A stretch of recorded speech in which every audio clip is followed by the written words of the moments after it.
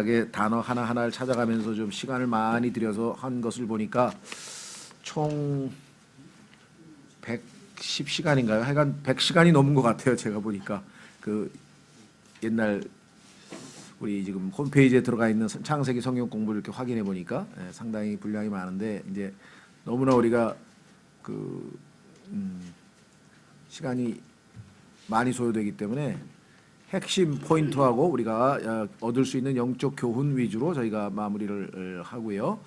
아마 창세기 다 끝날 무렵에서는 이제 예수 그리스도의 예표로서의 역할에 대해서 조금 더 공부하고 이렇게 해서 아마 그래도 아마 3월 말까지 아마 갈 것 같아요. 44장 오늘 교재 다 받으셨죠? 혹시 안 받으신 분 있으시면 다 받으셨습니까? 예, 그러면 창세기 44장으로 갔습니다. 지금 거의 이야기가 절정으로 치닫고 있는 중이죠. 예, 요셉과 요셉의 그 정체성, 요셉이 도대체 누구냐 아직도 지금 모르고 있죠. 네, 그래서 지금 다음 주에 아마 요셉이 자기 자신을 이제 알리는 그래서 장면이 나오는데요. 44장 오늘은 1절서부터 34절까지입니다. 우선 그 교재는 두 부분으로 나누어서 살펴보는데 우선 1절서부터 17절까지 한번 먼저 읽어가면서 확인해 보도록 하겠습니다. 지난 시간에 우리가 이미 공부를 했기 때문에 이어서 한번 보겠습니다. 지난번 끝부분에 참으로 형제들의 놀라운 변화를 우리가 얼핏 엿보았는데요. 그것은 처음에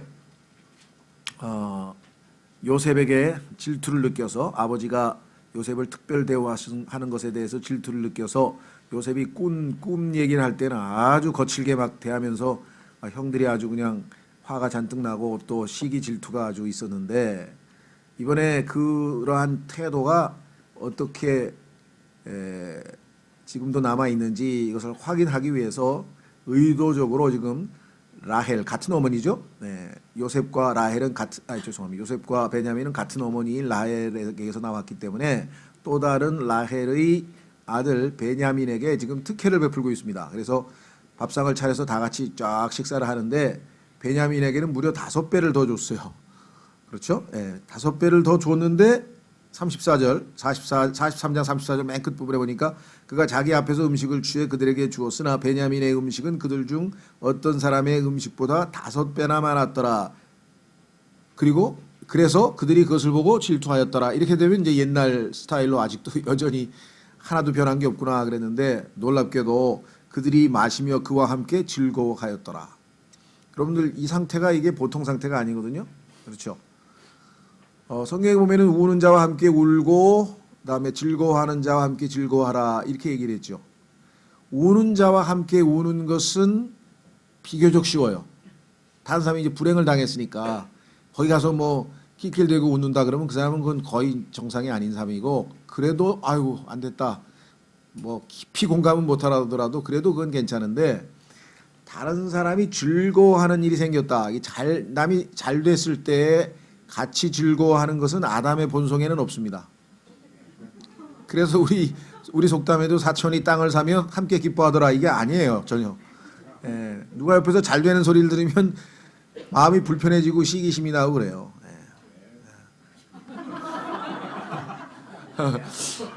제가 예수님 믿기 전에 제가 옛날에 써놓은 일기에도 봐도 친구들 잘 됐을 때 다 가지고 불평하는 일기장 써놨지 야 오늘 너무 좋았더라 뭐 축하해주고 왔다 뭐 이런 거 없어요. 그놈이 어떻게 그렇게 됐지 그게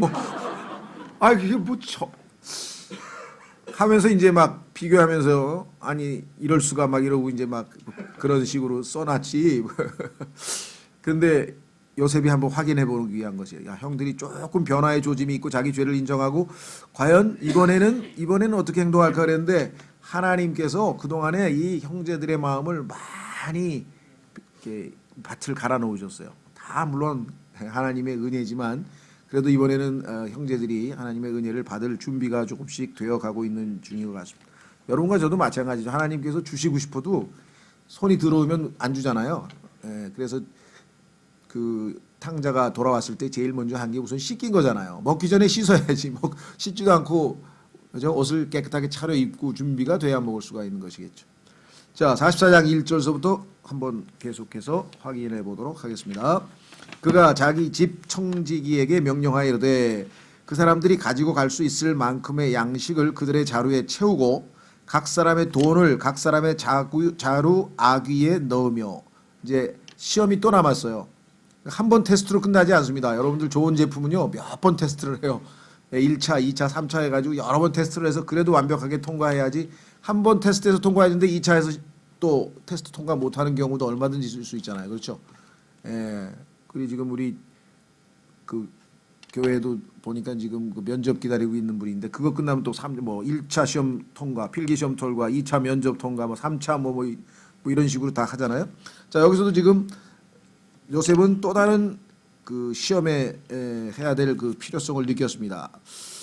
자, 그래서 자루 아귀에 넣으며 또 내 잔 곧 은잔을 가장 나이 어린 자의 자루 아귀에 넣고 그의 곡식값도 함께 넣으라 하니 그가 요셉이 이른 말대로 하고. 자, 이것도 이제 베냐민의 그 자루에서 은잔이 나와서 도둑놈으로 몰리게 되면 형들이 이번에 어떻게 하나, 자기를 팔아먹을 때처럼 잘 가라 그러고 그냥 자기들끼리 고향으로 돌아갈 거냐, 아니면 이번에는 변화된 모습으로 베냐민과 아버지의 슬픔에 동참하면서 자신들의 그 행동이 변화됐는지. 성경에 보니까요, 이 회개라고 하는 것은, 자, 한번 확인하고 넘어가죠.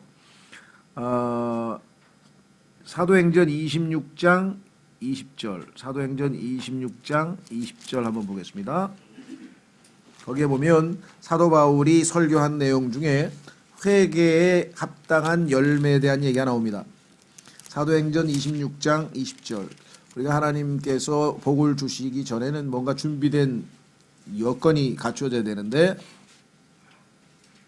사도행전 20장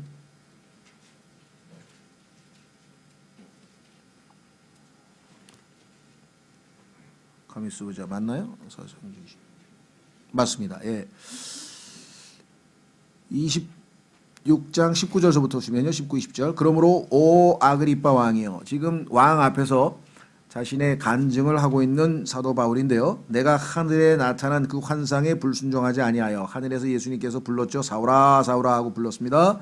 먼저 다마스쿠스 사람들에게, 또 예루살렘에서, 그리고 두루 모든 유대 지방과 이방인들에게 그들이 회개하고 하나님께 돌아와, 회개 자체가 돌아오는 거죠. 마음을 돌이켜서 하나님께로 돌아오는 거죠. 회개하고 하나님께 돌아와 회개에 합당한 일들을 행하여야 함을 보이매.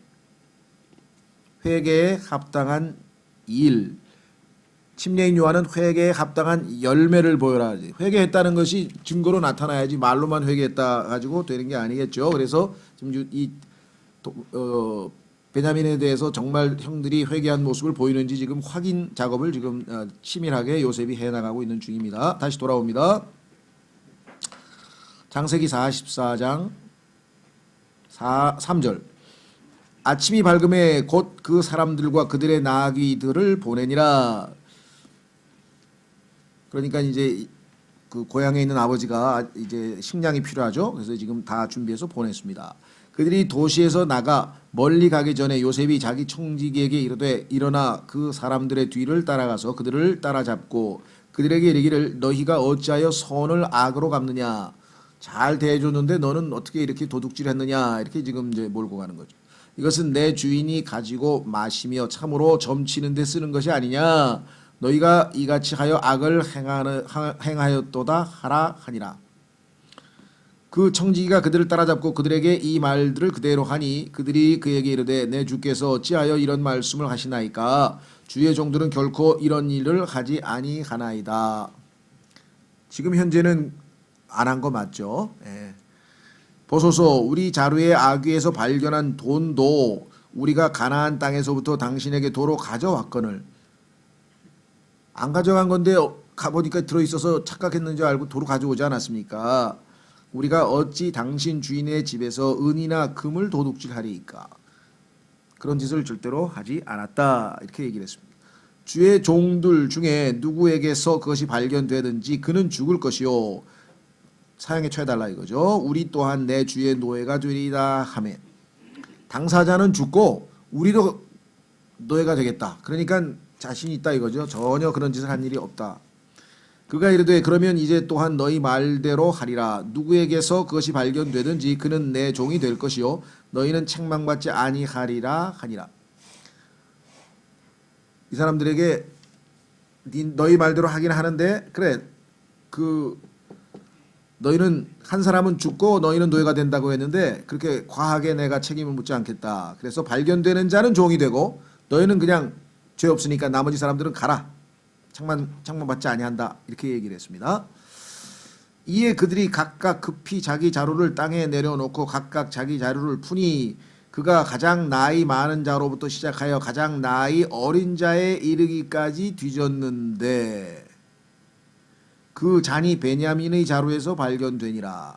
이에 그들이 자기 옷을 찢고 각각 자기 짐을 나귀에 싣고는 도시로 돌아오니라. 엄청난 변화라는 거죠. 그렇죠? 옛날에는 지금 미운 자기 동생을 딱 찬스가 왔을 때 기회를 포착해가지고 죽이려고 하다가 맨 큰 형이 절대로 죽이면 안 된다고 막 그래서 이제 유다가 나서서 그러지 말고 우리 그냥 팔자. 그래서 자 보세요. 팔았죠?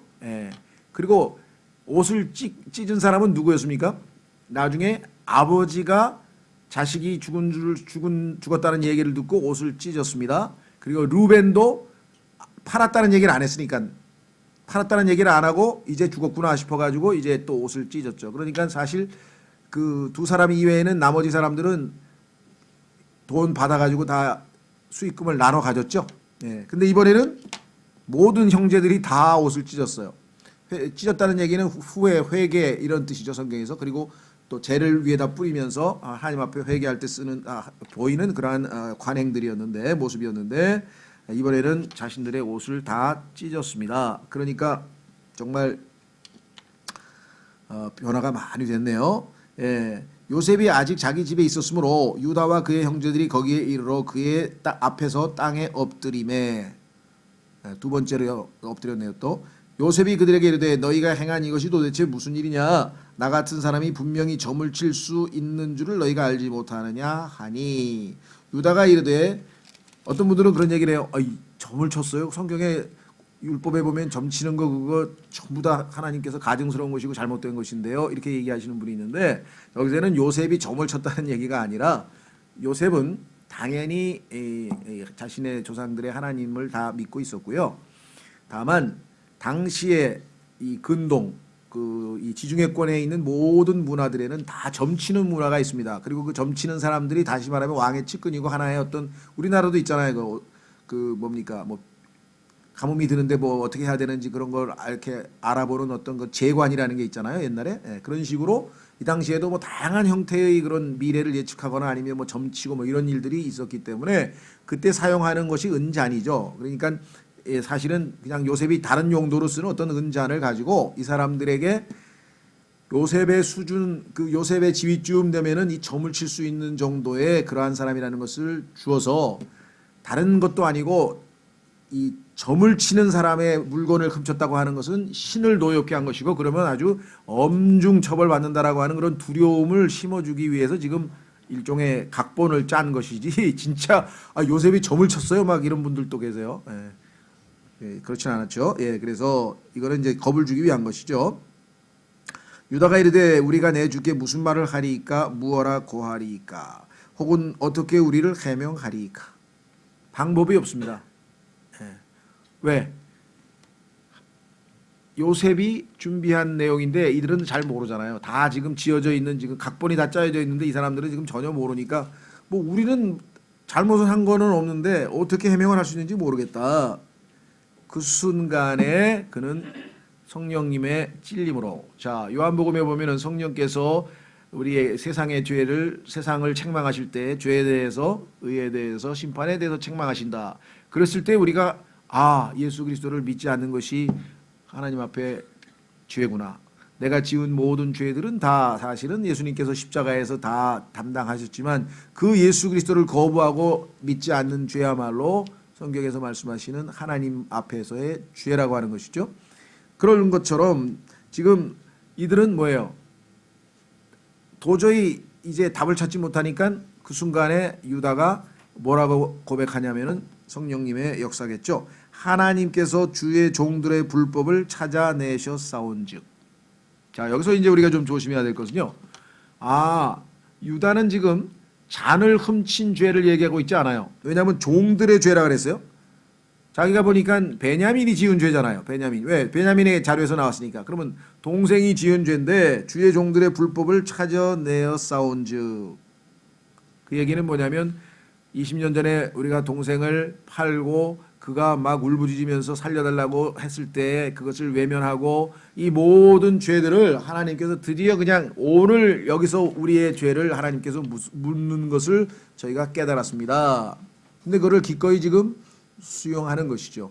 예. 자, 여기서부터 이제 진정한 회개가 일어나는 거네요. 자, 그래서 주의 종들의 불법을 찾아내셨사온즉 보소서 우리와 또 이 잔이 발견된 자가 다 내 주의 종이 되었나이다 하매. 기꺼이 동생과 함께 운명을 같이 하기 위해서 그가 이르되 내가 결코 그리하지 아니하리라. 손에서 이 잔이 발견된 자만 베냐민이죠. 내 종이 되고 너희로 말하건대 너희는 평안히 너희 아버지께로 올라갈지니라 하니라. 자, 여기까지 우선 요약을 한번 하고 그 다음 유다의 중보 기도로 가보도록 하겠습니다. 자, 계획. 요셉이 짠 계획은 뭐였냐?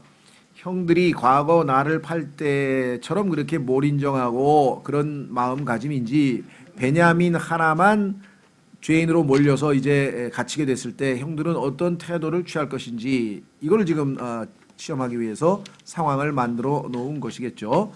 나중에 이제 우리가 한번 확인해 보겠습니다만은 지금 죄인이 요셉에게 자신을 이렇게 엎드리고 그다음에 요셉이 결국은 45장 다음 장에 가서 자신을 드러내고 이 모든 과정을 보면요. 처음에 우리가 예수 그리스도를 믿게 되는 그 과정을 아주 차근차근 설명하고 있고 또 두 번째로는 유대인들이 나중에 환란 때에 회개함을 통해서 예수 그리스도를 다시 만나서 유대인들의 회복되는 그러한 모습을 또 세대적 진리로서 하나하나 보여주고 있습니다. 사실 이 안에 들어있는 내용은 굉장히 압축되어 있는데 우리가 나중에 그거는 정리해서 따로 세대적 진리 측면에서 한번 요셉 형제의 관계를 살펴보고 그다음에 하나님과 죄인과의 관계에서 요셉 형제들과의 관계를 살펴보면 하나는 복음적으로 설명이 되고 하나는 유대인들의 회개, 회복으로 설명이 되고 이건 천천히 나중에 보겠습니다. 자, 요셉의 지시는 형제들의 필요에 대한 공급과 아울러 그들을 시험할 기회를 얻고자 함이었습니다. 그렇습니다. 일단 아버지가 아프시니까 빨리 보내야죠. 그래서 그들에게 다 채우고 그 대신 한 가지 시험을 해야 될 상황이 발생을 했습니다. 그렇죠? 자, 그래서 이 돈, 과거에 돈으로 한번 시험을 한번 했었는데 그 돈은 다시 가지고 다시 돌아왔죠. 자, 그래서 이제 이 시므온도 다 풀어주고 하게 된 것이죠. 자, 그렇다면 이번에는 베냐민이 위기에 몰렸을 때 형제로서의 단합된 마음으로 형제 사랑을 보여줄 것인가에 대한 시험이 되겠습니다. 형제들은 얼마 못 가 따라잡혔고 곧 이어 상황이 발생합니다. 이들의 순전한 항변과 막 꾸며대고 뭐 속이는 게 없잖아. 있는 그대로 얘기했죠. 우리는 가진 거 전혀 그런 게 없으니까 얼마든지 우리 다 뒤져보라고 이렇게 얘기. 그다음에 책임을 지겠다. 잘못되면 우리는 기꺼이 책임지겠다라는 각오는 이들이 진정 마음의 변화를 받았음을 보여줍니다. 유다의 발언 중 주의 종들의입니다. 죄송합니다. 주의 종들의 불법. 우리 동생이 죄 지은 거 말이죠. 이렇게 얘기 안 하고 베냐민의 불법 이렇게 얘기 안 하고 우리 종들의 불법을 하나님이 다 들춰내셨네요. 그러니까 심은 대로 거두게 되었습니다. 즉 지금 이 죄로 벌 받는 게 아니라 20년 전에 우리가 요셉에게 저지른 그 죄들을 하나님이 여기서 다 들춰서 우리로 하여금 벌하시면 우리가 심은 대로 거두어야 되겠죠 하고 수용하는 자세를 보이고 있습니다. 표현으로 미루어 이번 일은 베냐민의 잘못이 아니라 오래전 자신들이 저지른 짓을 시사하고 있는 듯합니다. 요셉의 베냐민을 붙잡아 두려는 계획은 형제들의 처신을 시험해 보고자 합니다. 그렇습니다. 그렇죠. 요번에 베냐민의 경우에는 어떻게 행동할 것인가 지금 지켜보고 있습니다. 자, 그래서 둘 다 라헬의 아들인데 내 어머니에서 난 형제들끼리 막 자기 어머니의 이 관계 해서 서로가 막 아주 좀 치열한 이 경쟁, 과연 이들이 올바른 형제애를 되찾아서 하나로서 형제로서의 어떤 결합된 단합된 모습을 보일 것인지 이거를 지금 확인하기 위해서 지금 얘기를 준비를 하고 있는 것입니다. 그렇죠? 예. 자, 아까 말씀드린 것처럼 상황을 이렇게 불안감을 조성하기 위해서 지금 자기가 어떤 존재인지를 알리기 위해서 은잔을 몰래 숨겼고요. 그다음에 20여 년 전과 비슷한 상황을 만들었어요. 요셉을 팔아먹을 때하고 비슷한 상태를 말아서 여기서도 그냥 베냐민 그냥 보내고 자기들끼리 도망갈 수도 있는 상황까지 만들어 놓았습니다. 그렇죠? 예. 자, 그래서 이제 과연 이들이 어떻게 반응하는지 딱 지켜봤는데 그 다음에 유다라고 하는 사람이 등장해서 일종의 중보를 하고 있죠. 네, 자신의 상황을 설명하면서 중보를 하고 있는 상황인데 이 일종의 오늘날로 치면 중보 기도에 해당하는 거겠죠. 정말 역사상 가장 아름다운 장면이다. 그래서 문학을 하는 사람들은 정말 아주 이처럼 아름다운 장면이 없다고 할 정도로 우리가 봐도 정말 아주 감동적인 장면을 연출해내고 있는데 18절서부터 우리 34절까지 마저 확인해 보도록 하겠습니다. 그때 유다가 그에게 가까이 가서 이르되 그랬습니다. 그때 아까도 그런 표현이 어디 나왔었죠?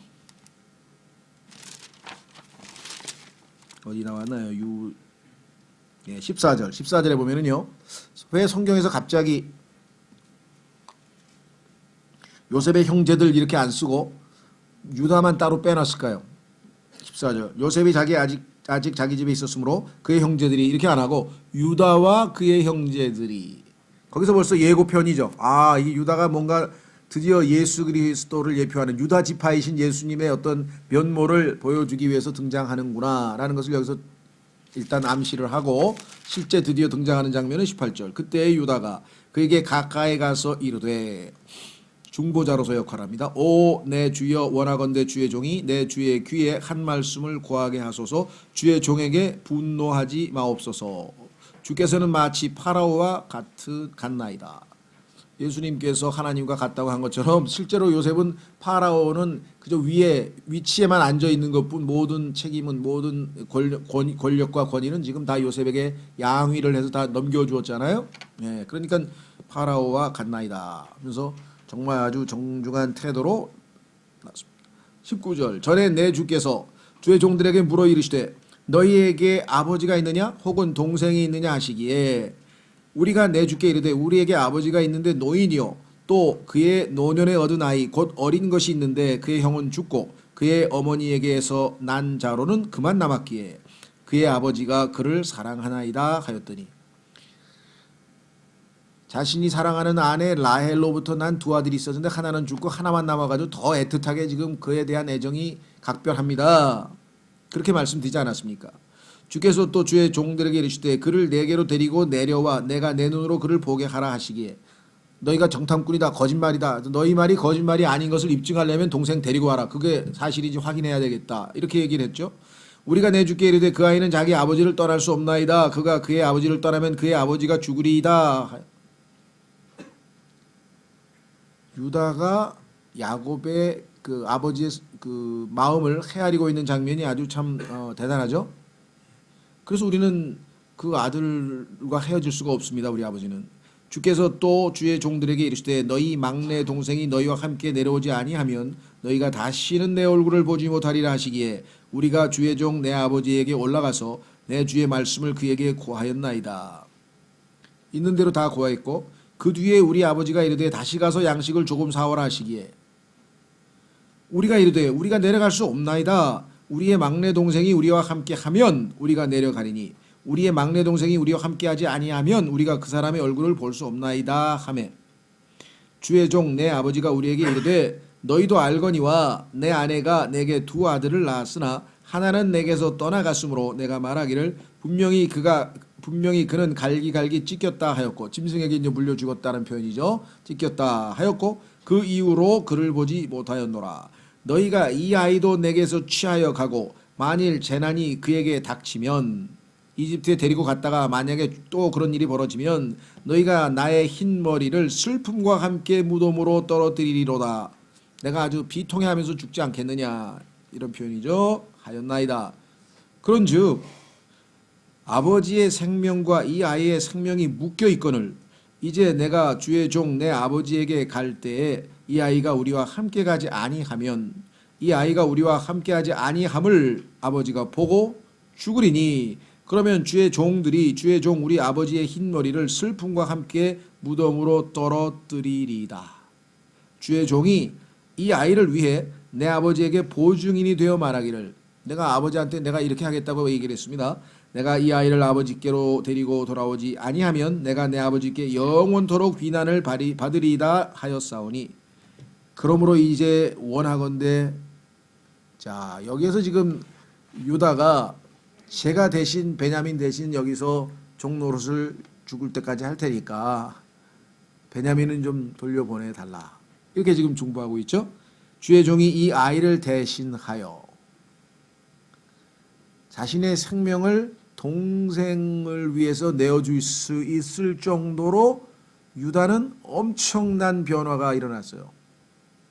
그런데 그 중간에 사실은 유다가 엄청난 큰 죄를 한번 지었죠. 예, 아시다시피 그 양털 깎으러 갔다가 그 다말이라고 하는 그 이 며느리 그죠 여인을 만나고 그 이후로 그 있었던 그것으로 인해서 아주 유다는 사람들 앞에서 어떻게 보면은 뭐 공개 망신을 당한 거죠. 그렇죠? 이 내가 가지고 있는 이 인장하고 이 팔찌하고 이거 주인이 이 주인 때문에 내가 임신했습니다. 그랬는데 그거 갖다가 줘서 보니까 자기 거 아니었어요. 그때 했던 그 유명한 말이 뭐예요? 저 여자가 저 며느리가 나보다 더 의롭다 그랬어요. 옳다게 난 틀렸다 이게 왜 자기가 약속을 안 지켰기 때문에 예, 그래서 그때 아마 큰 충격을 받고 하나님 앞에 크게 회개를 했던 것 같아요. 그때 이후로 보면 유다는 아주 놀라운 변화를 겪었죠. 예, 그래서 정말 우리도 어떤 경우 하나님 앞에 우리가 정말 큰 죄를 졌을 때 그게 잘못된 거지만 그것으로 인해서 아주 뭐랄까 아주 다시는 내가 이런 일에 빠져서는 안 되겠다고 하는 어떤 그런 계기가 만들어지는 경우도 종종 있는 것 같습니다. 영적으로 우리의 영적 삶에서 보자면 자 그러니까 그것은 뭐 죄를 지은 것을 합리화하자는 얘기가 아니라 그런 상황에서 하나님께서는 때로는 합력해서 손을 이루어서 그 사람이 새롭게 완전히 변화된 모습으로 변화되는 그런 계기가 만들어지기도 하죠. 네. 아시다시피 야곱도 아버지를 속이고 정말 도망치면서부터 시작해서 하나님의 개입으로 변화가 됐죠. 자, 그래서 내 주의 노예로 남게 하시고 대단하죠. 내가 내 주의 노예로 남게 하시고 이 아이는 그의 형제들과 함께 올라가게 하소서. 내 아버지의 슬퍼하는 모습과 죽음을 나는 볼 수가 없습니다. 이렇게 얘기해요. 이 아이가 나와 함께 하지 아니할진대 내가 어떻게 내 아버지에게로 올라갈 수 있으리까? 내 아버지에게 임할 재앙을 혹시 내가 볼까 염려하나이다 하였더라. 여기까지 가니까 그냥 요셉도 감동을 해가지고 도저히 이게 이 마음에 이거를 참을 수가 없는 거예요. 그래서 1절 보세요. 이것까지 읽어야 되네, 그렇죠? 그때 요셉이 자기 옆에서 서 있던 모든 자들 앞에서 자기를 억제하지 못하여 더 이상 컨트롤이 안 돼요. 참고 참았는데 누구 말마다 눈물이 그냥 쏟아지려고 하는데 막 가슴은 막 벌렁벌렁거리고 이걸 어떻게 해요? 그래서 소리를 질러 모든 사람들에게 자기에게 물러가게 물러가라 하고 자기가 총리니까 소리를 질렀겠죠. 예. 요셉이 자기 형제들에게 자기를 알릴 때 그와 함께 있었던 자가 아무도 없었다. 다른 사람 다 빼고 자기 형제들끼리만 자기 자신을 알리는 장면이 나오죠. 그가 크게 우니 이집 사람들과 파라오의 집이 듣더라. 얼마나 통곡을 하고 애곡을 했으면 몇십 년 묵은 게 이게 그냥 다 한꺼번에 막 터져 나오니까요. 네, 그렇죠. 얼마나 크게 울었는지. 자, 두 번째 보겠습니다. 중보. 유다의 중보 발언, 뭐 기도라고도 할 수도 있죠. 우리가 영적으로 해석하면 중보 발언은 실로 아름답고 감동적이 아닐 수가 없습니다. 주목해 보십시오. 첫째, 이제까지와는 다른 음조. 이제까지와는 다른 음조라는 얘기는 뭐냐면 예를 들면 37장 8절에 보면요. 아주 거칠게 마음 상태, 우리 여러분들 사람의 말을 들어보면 그 사람의 영적 상태를 어느 정도 가늠할 수 있습니다. 그렇죠? 딱 들어보면 야, 저 사람 지금 죄 짓고 회개하고 있는 중이구나. 금방 알고요. 딱 들어보면 아이고 엄청 교만하네 지금. 그렇죠? 딱 보면 어이구 세상이 짓거네. 뭐 금방 알아요. 그냥 행동하는 거 보면. 예, 지금 우리 저기 뭐야 그 정부에서 이 높은 저 좌파 정권들 나와가지고 뭐 이렇게 인터뷰하는 거 들어보면 그냥 속에 그냥 꽉 찼어요. 자기가 꽉 차고 막 우리가 최고다 말이야. 대한민국에 우리가 지혜로운 사람이 어디 있냐 하면서 막 지금 뭐 앞뒤를 안 가립니다. 지금 그냥. 지금 분별력을 지금 아주 자제를 못하는 것 같아요. 그래서 한때 뭐 정권 잡고 뭐 인기가 좋다 그러니까 한때 좋다 이거야. 근데 이게 오래 가면 이제 국민이 피곤해지고 그렇죠. 하나님께서 어느 쯤엔가 한번 제동을 거셔야 될 텐데 하여간 뭐 저는 하나님께서 그 사람들 하나님을 두려워하는 마음을 주시라고 계속 기도를 하니까 뭐 그 사람들을 어떻게 하겠다는 건 아닌데요. 어떨 때는 뭐 도를 넘는 것 같아요. 그래서 저거 나는 그냥 잘못한 게 하나도 없고 그냥 모든 걸 옳다고 이렇게 얘기를 하는 걸 봤을 때는 하여간 좀 그래요. 우리 인간이 다 그렇다고 이미 공부를 해서 알지만 좀 그럴 때가 있습니다. 어쨌거나 자 그래서 첫 번째는 37장 8절에 보면 뭐라 그러냐면요. 그의 형들이 그 얘기를 해. 내가 참으로 우리를 통치하겠느냐? 참으로 우리를 지배하겠느냐? 너 네가 동생인데 우리를 지배하려고 하면서 막 지금 뭐 화가 나서 거칠게 얘기를 하던 그런 톤이 아니라 지금은 뭐라고 얘기하냐면요. 아주 겸손하게 지금 낮아진 톤을 보일 수가 있죠. 그렇죠? 예, 그래서 두 번째는 심플한 나레이션. 얘기는 뭐냐면요. 복잡하게 뭐 들러붙여서 막 변명하고 막 이게 아니라 정말 그냥 솔직하게 있는 그대로 얘기를 하는 거예요. 꾸밈 없이. 딱 들어오면 알잖아요. 뭐 한 얘기 또 하고 거기다 또 들러붙이고 막 이러면 아 저것도 갖다 붙이는구나. 이게 정직하고 솔직한 단순한 그게 없으면 벌써 그건 꾸미는 거잖아요. 그런 게 하나도 없어요. 장황한 벽면도 없이. 그 다음에 제일 감동적인 것은 뭐냐면요. 언제부터 효자였는지 잘 모르겠어요. 근데 아이고 그냥 아버지 얘기를 그냥 계속하면서 아버지가 마음에 걸린다고 막 아마 진짜 그랬던 것 같아요. 그래서 야곱의 고통에 대한 언급 이건 좀 아주 대단히 와 있었던 것 같아요. 그죠?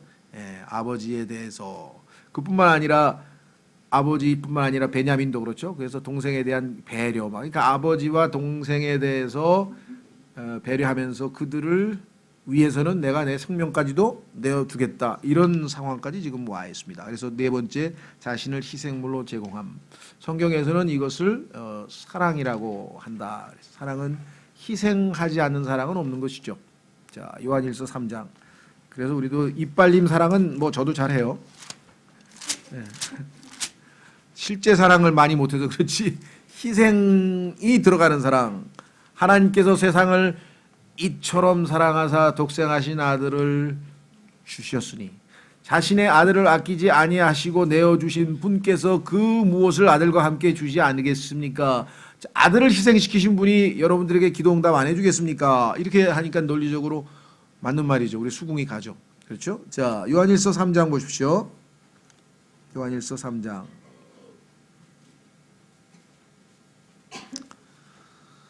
예 16절 요한일서 3장 16절 요한일서 3장 16절 하나님께서 우리를 위해 자신의 생명을 내놓으셨으므로 근데 실제 생명 내놓으신 분은 누구셨나요?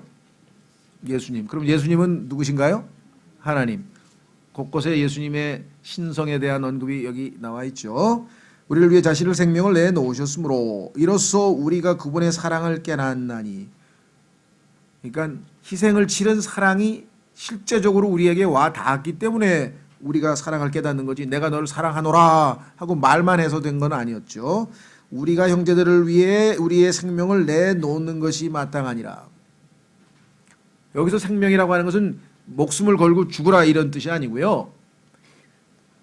우리의 가진 그 모든 것, 그것이 시간이 될 수도 있고 돈이 될 수도 있고 뭐 우리의 마음이 될 수도 있고 또 실제적으로 이런 유다처럼 자기의 생명을 내놓을 수도 있고, 여기서는 꼭 어떤 목숨을 걸고 하라는 그런 뉘앙스는 아닙니다. 예. 희생하는 게 있어야 돼. 희생. 그렇죠.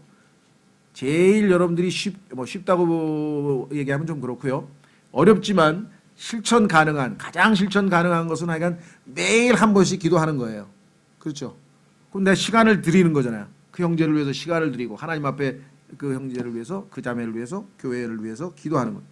자, 그래서 우리의 생명을 내놓는 것이 마땅하니라. 그러나 누가 이 세상에 좋은 것을 가지고 있으면서 자기 형제가 궁핍한 것을 보고도 동정하는 마음을 닫아 그를 피하면 어찌 하나님의 사랑이 그 속에 있겠느냐, 거하겠느냐. 자, 조심하십시오. 어떤 사람이 필요로 할 때 도와주는 것이 진정한 친구라 그랬죠. 그렇다고 성경에서 우리가 필요로 하는 사람을 모두를 다 도와줘야 되느냐, 그건 아니에요. 그 필요가 그 사람이 어쩔 수 없이 필요한 경우에 돕는 거고, 성경에서 보면은 교회에서도 60세 넘는 과부가 친척도 없고 아들도 없고 아무도 도와줄 수 없을 때에 교회에서 구제를 하라 그랬죠.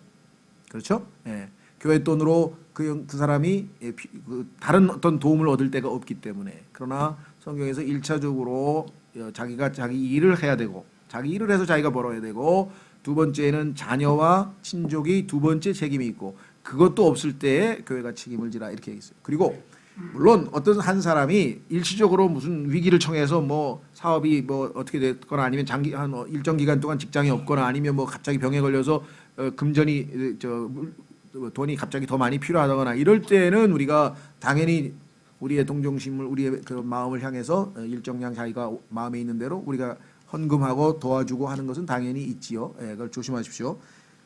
항상 모든 걸 다 그냥 이렇게 하라는 건 아니고요. 여기서 궁핍한 상태라고 하는 것은 아무런 다른 데서 도움을 받을 수 없는 처지에 놓였을 때에는, 그런데 그걸 알고도 아무런 조치도 안 취한다? 이거는 분명히 사랑이 없는 거다.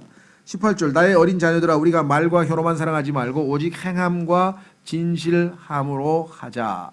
이로써 우리가 진리에 속한 줄 알고 또 그분 앞에서 우리의 마음을 확고히 하리로다.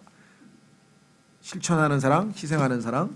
그래서 유다는 지금 완전히 생명을 내어주는 희생을 하겠다라고 했습니다. 자, 교재로 다시 돌아오면 이 모든 것은 형들이 완전히 바뀌었음을 입증합니다. 자, 뭐라고 했습니까? 우리가 다 막내하고 같이, 더더군다나 감옥에 가서 야, 난 너 때문에 우리 지금 다 이 모양 됐잖아. 탓도 안 했어요. 여기 보시면. 그렇죠? 예, 더군다나 잘못 때문에 그들 모두에게 불행이 닥쳤으나 형들은 모두 이집트로 돌아갑니다. 한 사람 잘못 때문이지만 다 같이 공동 책임을 졌어요. 더더군다나 베냐민 탓도 전혀 하지 않는군요. 요셉 탓을 하고 요셉을 팔아먹을 때하고는 완전히 바뀌었죠. 예, 드디어 이들은 하나가 되어 함께 고난을 받기로 작정합니다. 그렇습니다. 자, 그래서 아까 16절에서 우리가 봤을 때 죄를 인정하는 그 순간서부터 시작이 되죠. 자, 성경에 따르면 진정한 회개는 이와 같은 변화된 열매가 나와야 된다. 자, 고린도후서로 가보겠습니다. 고린도후서 7장. 고린도후서 7장에 가면은 진정한 회개에 대한 얘기는, 성경에 보면은 가짜 회개가 있었죠. 제일 대표적인 가짜 회개가 뭐였습니까? 두 가지 경우가 성경에 우선적으로 나오는데, 하나는 바로입니다. 파라오. 내가 너희 주께 죄를 지었다. 이번 한 번만 어떻게 재앙을 좀 멈추게 해달라. 이러면서 계속해서 다시 완악해지고 해가지고 결국은 말로만 회개지 그게 진짜 회개가 아니죠. 예. 뿐만 아니라 두 번째 가장 또 유명한 것은 신약에서 가룟 유다죠. 예수 그리스도께서 십자가에서 죽으시는 그 모습을 보면서 후회는 했어요. 내가 예수님을 팔아서 잘못했구나라고 하는 것을 느꼈지만, 그것은 그야말로 순간적인 후회로 끝났어요. 어떤 후회냐? 자기가 한 행동에 대한 후회예요. 하나님께 득죄했다라고 하는 그런 의미에서의 죄를 고백한 게 아니라 자기가 실수했구나. 내가 이래서는 안 되는 건데. 그래서 후회의 눈물을 흘리는 사람이 많아요. 근데 그거는 성경에서 말씀하시는 회개가 아니고 그것은 하나님 앞에 상달도 안 되고 아무런 생활 어떤 그 삶의 변화도 가져오지 않습니다. 예를 들면 제가 이런 체험을 했어요. 복음을 전했어요. 복음을 내가 전한 건 아니지. 성경 공부를 했어. 로마 성경 공부를 하는데 그 안에 이제 죄 문제가 나와서 계속해서 복음을 설명을 했어. 막 1시간 내내 막 콧물을 흘리면서 막 계속 울더라고요. 아, 그 은혜를 엄청 받았나? 그 다음에도 또, 그러니까 로마서 복음할 때마다 와서 그렇게 죄 얘기할 때마다 그렇게 우는 거예요. 한 몇 주 지났는데 그 다음부터 안 보여 사람이. 그래서 이게 무슨 일이 일어났나 물어봤어. 그 자매님 요새 왜 무슨 일이 있으세요? 안 나오세요? 그러니까 요즘 점 치러 다녀요. 예? 점을 치러 다니다니 여기서 한참 울고 막 회개 엄청 했는데 했더니 회개가 아니고 후회의 눈물이었어요. 뭐 악어의 눈물인지는 잘 모르겠습니다만 어쨌거나 그런 경우가 있어요. 근데 이런 걸 저는 몇 번 봤어요. 어떤 분 한 분도 그때는 정말 너무 진지하게 회개를 하고 눈물 콧물을 흘려가지고 분명히 구원받았다 그랬는데 그냥 여호와의 증인으로 가버렸더라고. 그래서 내가 이것도 왜 눈물 콧물을 흘린 거야 도대체. 하나님께 아니었어요. 자기가 후회하는 거예요. 이게 이 구분이 잘 안 될 때가 있어요. 어떨 때는. 자, 그래서 여기 성경적 회개에 대한 설명은 고린도후서 7장에 나와 있습니다. 한번 보십시오. 고린도후서 7장 8절.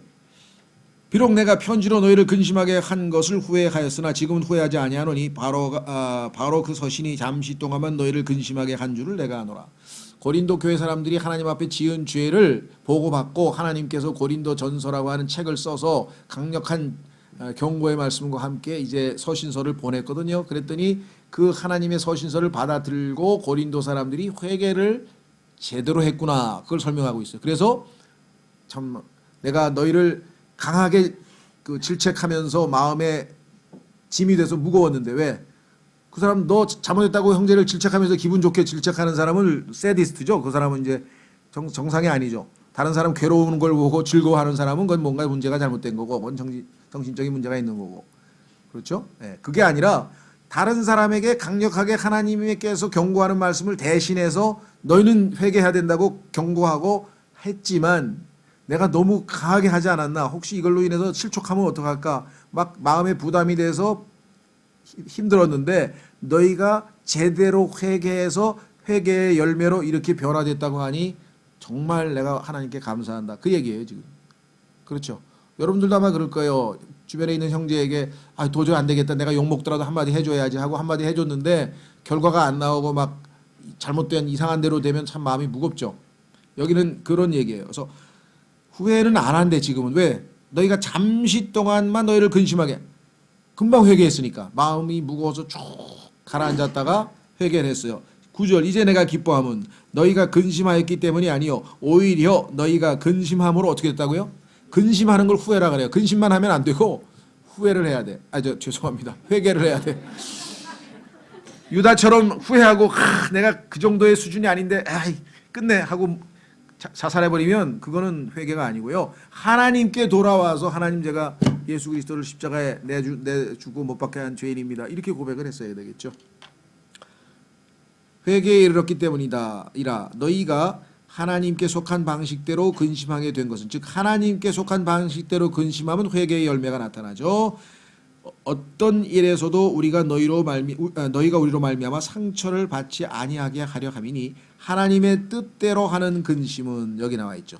하나님의 뜻대로 하는 근심은 회개를 이루어 다시 돌이킬 수 없는 구원에 이르게 하거니와 세상의 근심은 사망을 이루니라. 세상의 근심을 통해서 사망에 이룬 사람이 가룟 유다고 고린도 교회 사람들은 하나님 뜻대로 근심을 제대로 잘해서 회개를 이루어 구원에 이르렀다. 이때 구원 조심하십시오.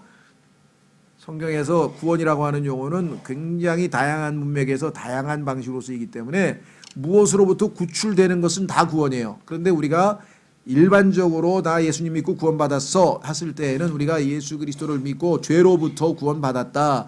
그 중에서 더 압축하면 죄의 형벌인 지옥 가는 것으로부터 면제받았다. 그렇게 해서 우리가 보통 구원받았다는 얘기를 굉장히 좁은 의미로 많이 씁니다. 우리 그리스도인들이. 그렇죠?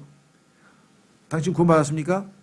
예수님의 피로 죄 용서받고 그래서 그 결과 죽으면 하늘나라 갑니까? 지옥에 안 갑니까? 그 사실이 알고 싶어서 물어보는 거잖아요. 지금 우리가. 그렇죠? 예.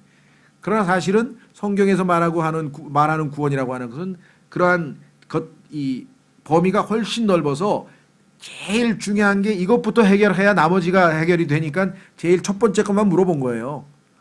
그렇죠. 죄의 형벌로부터 구원받아서 지옥의 형벌을 받지 않을 거냐.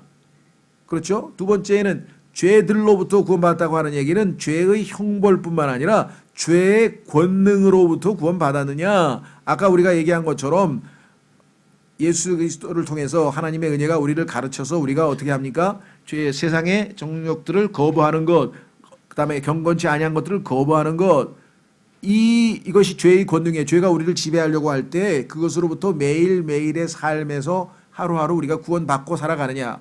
그러니까 구원이라고 하는 것은 우리의 구원에 관해서 예수님을 믿고 죄의 형벌로부터 구원받았다. 과거 시제. 매일매일 죄의 권능, 파워, 죄가 나를 지배하려고 해서 죄를 짓게 만들려고 하는 죄의 파워로부터 성령의 권능으로 믿음으로 구원받고 있다. 현재 시제. 그리고 미래에, 그렇죠? 미래에 하나님의 진노가 이 지상에 임할 때 그 진노로부터 구원받을 것이다. 미래 시제. 그 성경에 보면 우리의 구원은 사실 완벽한 구원은 이 세 시제로 되어 있어요. 근데 우리는 나머지 두 가지는 우선 놓고, 왜? 첫 번째, 과거의 죄의 형벌로부터 구원받았다고 하는 것이 확실하지 않으면 나머지 두 개는 의미가 없잖아요. 그러니까 1번만 얘기를 하는데 문제는 뭐냐? 1번만 5년, 10년, 20년, 30년 얘기하면 안 된다 이 말인데 그거를 또 1번만 가지고 계속 몇십 년을 하다가 2번, 3번은 들어보지도 못했다 그러잖아요. 1번은 2번, 3번으로 가기 위한 초석인데 그리고 제일 중요한 거는 오늘 우리 설교에 나온 것처럼 2번이잖아요.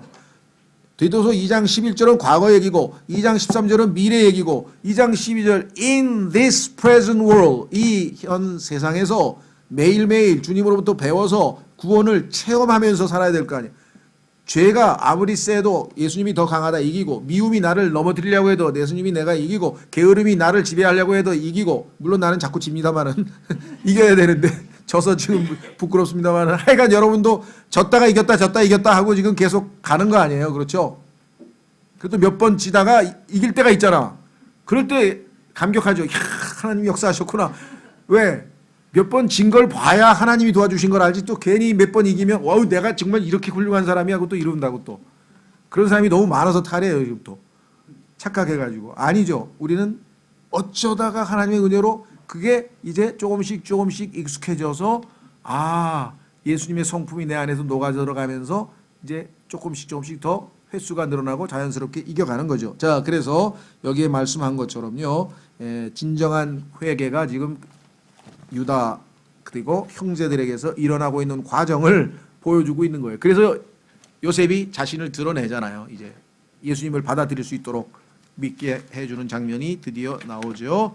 자, 그래서 묵상을 위한 메시지 첫 번째 회개의 필요성 그렇습니다. 사도행전 20장으로 가보겠습니다. 오늘날 복음 전파에 있어서의 또 다른 치명적 약점은 뭐냐? 다 해놓으셨어. 하나님이 다 해놓으셨어. 그냥 믿기만 하면 돼. 믿기만 하면 돼. 어떻게? 아 믿어놔. 그럼 구원 받았네. 에? 이런 식으로 또 복음을 전하는 사람이 있어요. 다 용서해 놓으셨대. 다 용서해 놓으셨대. 맞죠? 그런데 문제는 그 용서를 주님이 준비해 놓으신 용서를 받으러 주님 품으로 돌아와야 될 거 아니야. 이걸 회개라 그래. 주님 품으로 돌아오지도 않았는데 저쪽에서 야, 다 용서돼 있대. 용서돼 있대. 그래서 이것을 easy believism이라 그래 가지고요. 이게 또 영어로 용어까지 있어요. 그러니까 쉬운 구원. 이건 가짜 구원이다. 그래 가지고 또 미국에서 막 한참 떨어졌어요. 우리나라에도 또 그거 수입이 돼 가지고 성경에서는 얼마나 치밀한 성령님의 역사와 과정을 거쳐서 한 생명이 주님 앞에 무릎을 꿇고 예수님을 영접하는지 그 과정이 다 있는 거거든요. 어느 한순간에 결정적인 모멘텀이 있어서 그 순간을 우리가 보면은 바로 그냥 쉽게 믿은 것 같지만 사실은 그렇게 쉽게 요셉의 형제들이 믿었습니까? 전혀 그게 아니죠. 그들의 삶에서 뭐 시련도 있고 막 여러 가지가 해서 딱 된 것이잖아요. 그렇죠. 사도행전 20장 보세요. 그래서 바울은 복음 전할 때 첫 번째 회개를 촉구하고 그 다음에 믿으라 그랬어요. 근데 우리는 회개 얘기를 안 해. 왜? 회개 얘기하면 별로 기분 안 좋아하잖아. 죄 얘기하고 회개 얘기하고 뭐 지옥 얘기하고 그러면 벌써 기분이 안 좋아하니까 다 돼 있어. 걱정하지 마. 다 됐으니까 그냥 믿어. 뭘 믿는지도 몰라. 그냥 믿어. 그러니까 이렇게 해서 아주 이 물타기 복음을 우리가 너무나 많이 전해놔가지고 미국서도 그게 문제가 됐어요. 왜? 복음을 좀 전하려고 그러면 나 믿었어요. 분명히 구원을 안 받았는데 믿었다 그래. 어떻게 믿어? 다 용서돼 있잖아요. 공식을 다 외우고 있어. 회개했어요? 다 믿었어요. 그러니까 지금 이게 물타기를 해놔가지고 진정한 복음이 들어요. 뭐 예수님을 만나 뭐 별 얘기를 해도 지금 안 통하게 돼 있어요. 그래서 아이가 레스토 롤로프라고 하는 목사가 예수님에 대해서 한 번도 안 들어본 사람은 괜찮은데 이미 가짜로 믿은 사람은 누가 구원을 시킬 거냐. 이거를 또 아주 막 호소하는 설교를 했어요. 여러분 제발 가서 안 믿으면 그냥 안 믿는 대로 놔두세요. 그냥 가짜로 다 됐으니까 믿으라고 빌지 말고 왜 다 제발 믿어야 된다고 빌어가지고 다 믿어놔가지고 지금 가짜로 믿게 만드느냐고 또 그런 설교가 지금 미국서 지금 많아요. 특히 남부 지역은 그렇습니다. 뭐 마이클 조단도 구원받았고 뭐 다 왜 어렸을 때부터 그 남부 지역은 복음을 안 들은 사람이 없어. 바이블 오죽하면 바이블 벨트라 그래요. 미국의 남부 지역은 하도 교회를 많고 하도 복음을 전한 사람이 많아가지고 이 지역을 바이블 벨트라 그래요. 그러니까 그쪽에서 태어난 사람은 머리로는 다 믿어. 어렸을 때부터. 근데 마음으로 믿었는지는 아무도 몰라. 그렇죠. 이게 지금 여기 나와요. 자 보세요. 마음으로 회개가 일어나야 됩니다. 사도행전 20장 21절. 사도행전 20장 21절.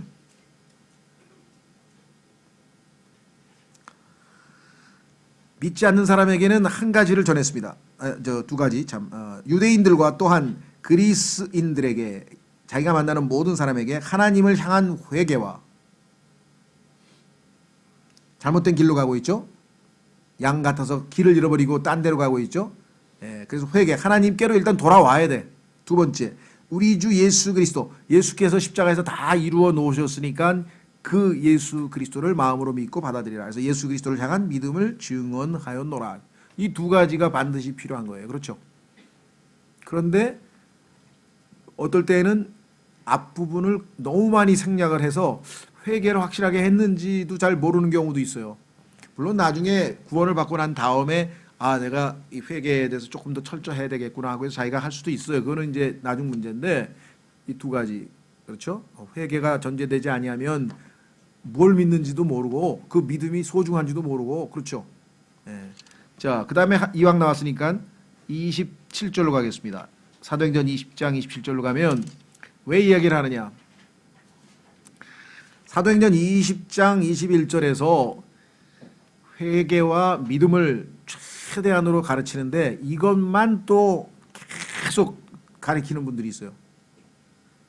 문제는 어디냐? 회개하고 믿었거든요. 그럼 그 다음 거를 가르쳐줘야지. 회개하고 믿는 얘기를 왜 또 가르쳐주냐고. 이미 했는데. 그렇죠? 이게 지금 문제라면. 그거를 정확하게 교리적으로 공부할 수는 있어요. 우리도 많이 공부했어요. 그렇죠? 우리 뭐 성장의 첫걸음도 공부하고 뭐 하여간 다시 아 이게 하나님께로 돌이키는 게 회개가 이런 뜻이구나. 아 믿는 게 이런 것이구나. 믿음의 내용 안에는 이렇게 다양하게 많은 내용이 풍성하게 있구나. 그래서 우리가 공부하는 거는 잘하는 건데 그 다음에도 가르쳐줘야죠. 그게 27절에 나와요. 예, 이거 우리 지금 오늘날 우리가 오후에 성경 공부하는 거, 오전에 성경 공부하는 거, 신학원 성경 공부하는 거, 나머지 하여간 하나님 말씀을 연구하고 공부하는 모든 것들은 다 여기에 해당이 됩니다.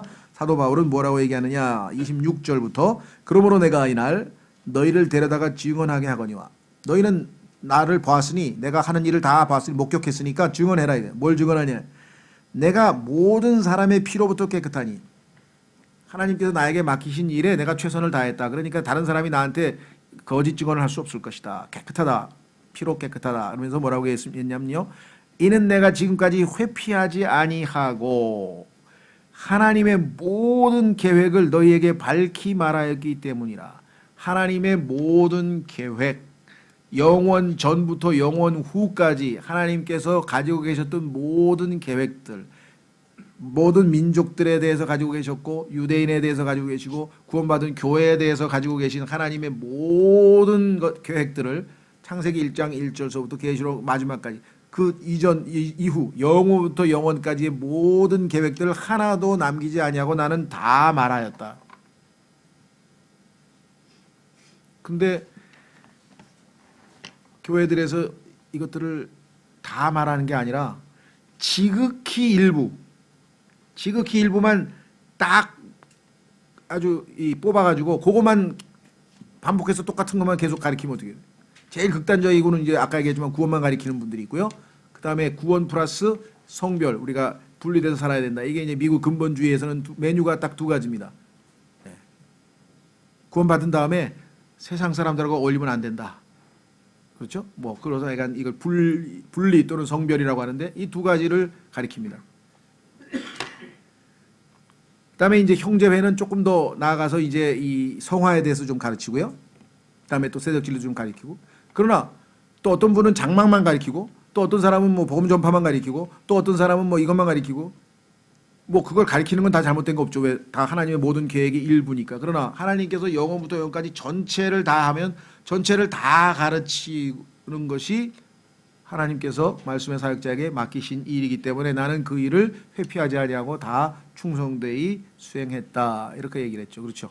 네.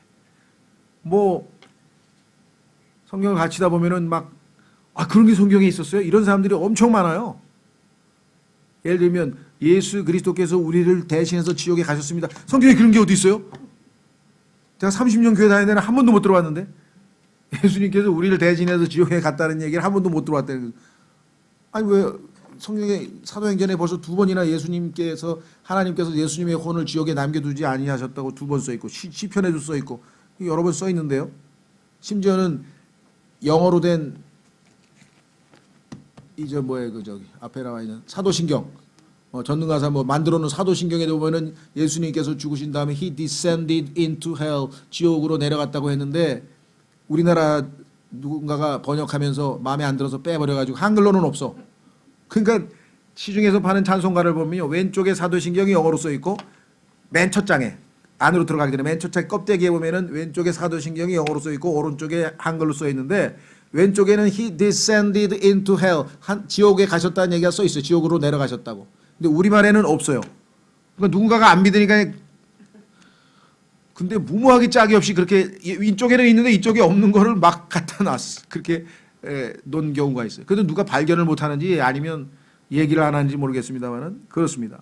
자, 그래서 우리는 있는 그대로 모든 것을 다 가르치는 것이 교회의 책무고 교회의 말씀의 사역자의 책무예요. 그럼 뭐 어떻게 어려워서 그걸 어떻게 해요? 저도 뭐 지금 새로 오신 분들이 많기 때문에 어려운 거를 지금 많이 손을 못 대지만 우리는 그래도 중요한 대로 욥기서부터 해서 시가서도 다 했고요. 그다음에 이 소선지서도 중요한 것들은 다 했고 예레미야는 못했지만 뭐 이사야서, 스가랴서 이런 거 다 했습니다. 그래서 여러분들이 좀 더 깊이 있게 공부하고 싶으신 분들은 뭐 다 있어요. 지금 공부해 놓은 게 다 있어요. 네, 그래서 이 공개적인 여기서는 이제 우리가 반복 교육을 위해서 핵심적인 것을 아주 잘 숙지하기 위해서 반복하는 것이고 각자 필요에 따라서 이미 그거 다 보신 분들이 있잖아요. 이사야서도 보고 스가랴서도 보고 뭐 에스겔서도 보고 한 구절 한 구절 다 강해 놓은 거 다 공부한 분들이 계시다는 거죠. 그거는 필요에 따라서 얼마든지 하시면 좋겠다. 자, 두 번째 이제 밑으로 내려갑니다. 회개의 필요성. 그다음에 하나님의 모든 계획을 우리가 지금 공부하고 있다. 요셉의 시험은 형들이 바뀌었는지를 알아보기 위함입니다. 그렇죠?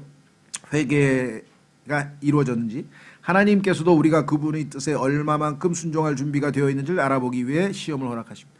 우리 삶에서 다양한 형태의 시험이 있었다는 것을 여러분과 제가 신앙생활의 체험을 통해서 고백할 수가 있고요. 우리가 죄로부터 돌이켜 전적으로 그분을 신뢰하고 따를 준비가 될 때까지 하나님의 복은 임하지 않습니다. 사탕 발림으로 잘못했어요. 내가 왜 이랬지 하고 유다식으로 세상적 근심을 하면 사망에 이른다고 지금 아까 고린도후서에 분명히 써 있습니다. 거기에 속아 넘어가지 마세요.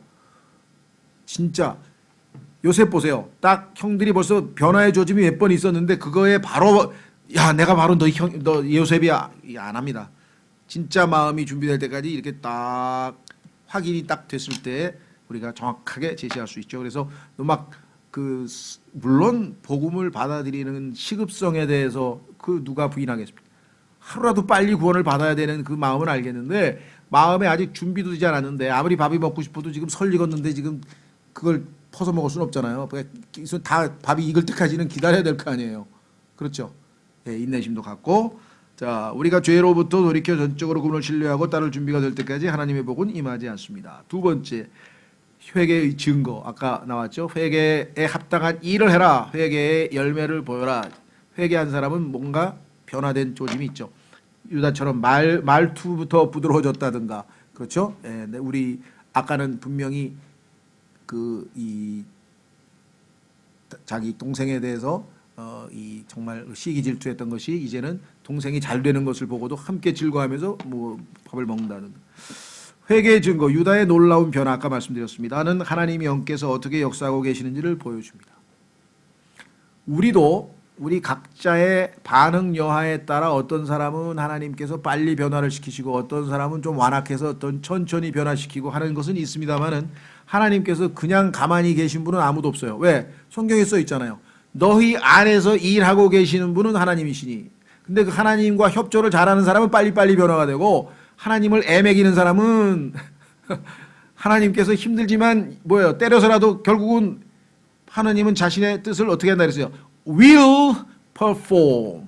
너희 안에서 선한 일을 시작하신 이께서 그리스도의 날에 이르기까지 그것을 완수하시리라 하고자 하심이라 하나님의 뜻이 그것이다라고 써 있잖아요.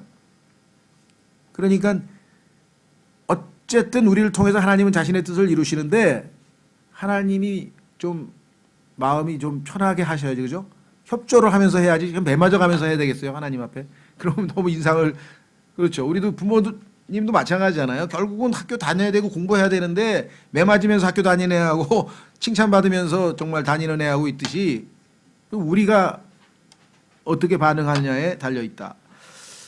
성령께서는 자기 희생을 이끌어내셨고 성품을 심화시켜 주십니다. 유다의 변화를 보면서 정말 소망이 생기는 것 같아요. 하나님 저도 유다처럼 이렇게 변화될 수 있게 꼭 해 주십시오. 이런 기도가 절로 나옵니다. 징계는 우리를 훈련시켜 줍니다. 한 구절 읽고 마치겠습니다. 히브리서 오늘도 오전에 봤습니다만은 자 우리가 의롭게 살지 못하는데 자꾸만 틀리게 살아요. 여러분들 어린애들 숟가락질은 금방 하지.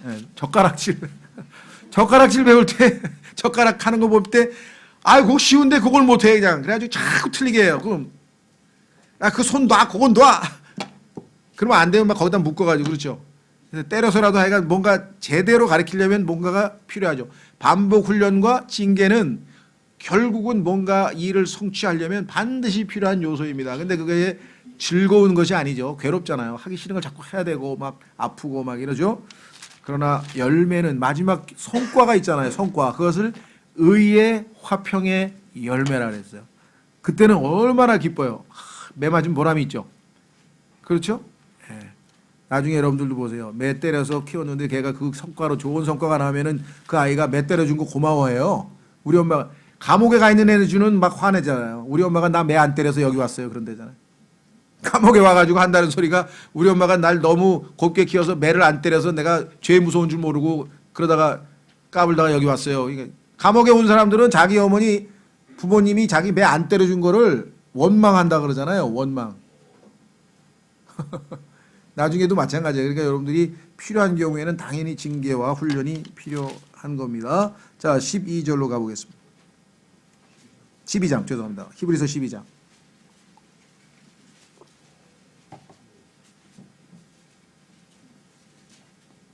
8절부터 너무 기니까 8절부터 모든 사람이 징계를 받음으로 너희에게 징계가 없으면 너희가 사생하여 아들이 아니니라. 그렇습니다. 하나님께서 우리를 정말 배 한 대도 안 맞고 자랄 수 있는 정도의 수준 높은 아이는 거의 없습니다. 또한 우리에게 있던 우리 육체의 아버지들이 우리를 바로잡아도 세상 부모님들도 필요한 경우에 우리를 바로잡죠.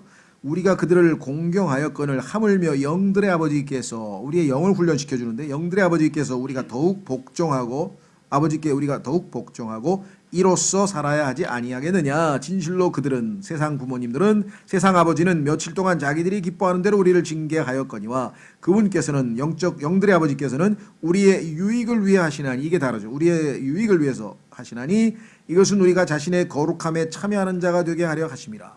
아버지가 거룩한 것처럼 우리도 거룩한 사람이 되어야 되겠기에 하시는데 11절 이제 어떤 징계도 그 당시에는 기쁘게 보이지 아니하고 슬프게 보이나 그렇습니다. 매 맞는 걸 뭐 좋아하는 사람 아무도 없죠. 그럼에도 불구하고 나중에는 이걸 우리가 바라보는 걸 믿음이라 그래요. 나중에 나오는 결과를 받아보면서 현 상황을 믿음으로 이겨나가는 거죠.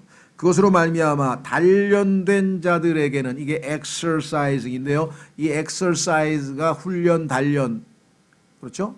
훈련 단련을 우리가 잘 하면 그것이 나중에 어떻게 된다 그랬습니까? 의에 보여요. 의롭게 됐잖아요. 이제 의로운 삶을 살잖아요. 그다음에 화평.